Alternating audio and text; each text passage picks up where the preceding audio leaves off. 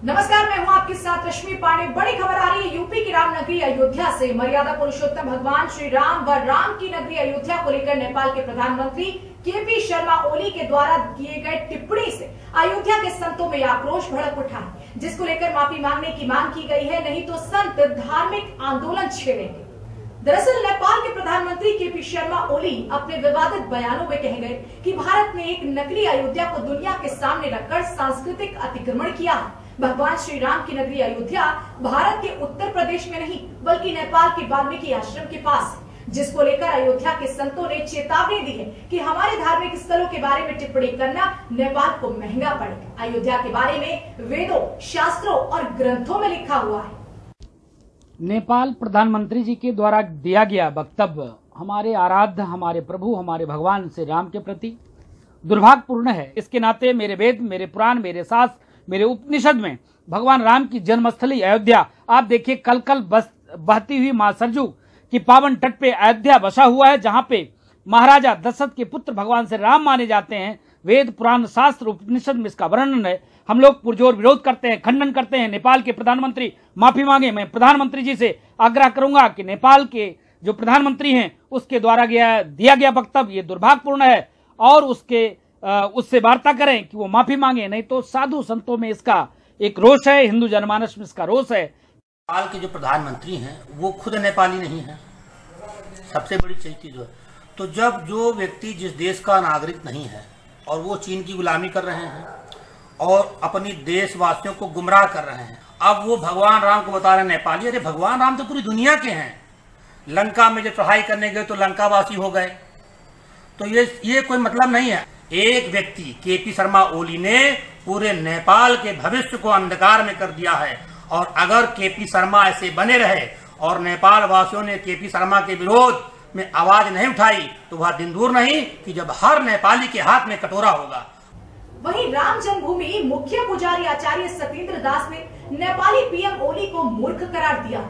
कहा कि शास्त्रों में अयोध्या प्रमाणित है। साथ ही कहा कि नेपाल के प्रधानमंत्री का बयानबाजी चीन की साजिश है, जिसका करारा जवाब अयोध्या के संत देंगे।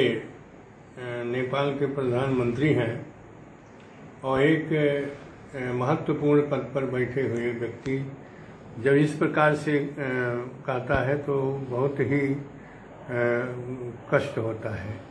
अयोध्या विश्व प्रसिद्ध नगरी है, हमारे शास्त्रों में भी है और इतिहास में है। जिसको इतिहास का ज्ञान है, जिसको शास्त्र का ज्ञान है, उसे पता है कि अयोध्या क्या है। अयोध्या नाम नगरी तथा श्री लोक विरिष्ठता मनुना मानवेंद्रिया पुरी निर्मिका स्वयं। यह मनु की बसाई हुई नगरी है जो विश्व की पहली राजधानी थी।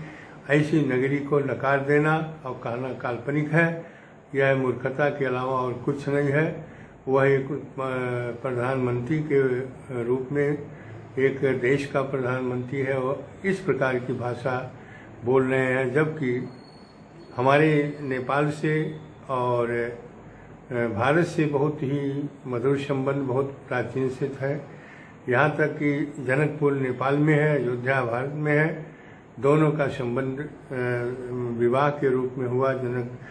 सीता का जन्म जनकपुर में हुआ, राम का जन्म अयोध्या में हुआ, दोनों का विवाह हुआ। यहाँ से बारात गई है जो राम जानकी मार्ग के रूप में, रोड के रूप में आज भी जाना जाता है। तो ये सारे इतिहास को नकार के जो बोल रहे हैं वह बहुत ही गलत है, निंदनीय है और एक देश के प्रसिद्ध नगरी का अपमान है। वहीं दूसरी तरफ तपस्वी छावनी के महंत जगत गुरु स्वामी परमहंस दास ने नेपाली पीएम के बयान की घोर निंदा की और चेतावनी देते हुए कहा कि जल्द से जल्द नेपाल के प्रधानमंत्री राम भक्तों से माफी मांगे, नहीं तो अयोध्या के संत आक्रोशित होंगे। नेपाल के प्रधानमंत्री को अब तत्काल इस्तीफा दे देना चाहिए, क्योंकि नेपाल पूरी तरह से गर्त में जा रहा है। प्रधानमंत्री ओली ने जो अभी बयान दिया है, मैं जगत गुरु परमहंस आचार्य पीठ श्री तपस्वी जी की छावनी अयोध्या से मैं इसकी घोर निंदा करता हूं और धर्मादेश भी जारी करता हूं कि नेपाल में जो हमारे लाखों भक्त हैं वो कल सड़क पर उतर करके और ओली को कुर्सी से उतारें, क्योंकि जो अयोध्या का वर्णन है कि उत्तर दिशा सरजू पावन, अयोध्या जहां बसी हुई है उसके उत्तर दिशा में सरजू है, नेपाल में सरजू है ही नहीं है। दूसरी बात है, जो वेदों में वर्णन है, ऋग्वेद से लेकर के और जितने भी पुराणों में अयोध्या का वर्णन है, वो अयोध्या उत्तर प्रदेश में स्थित अयोध्या है।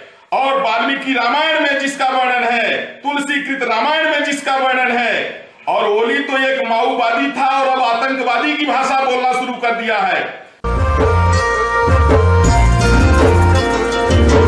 डाली डाली फूलों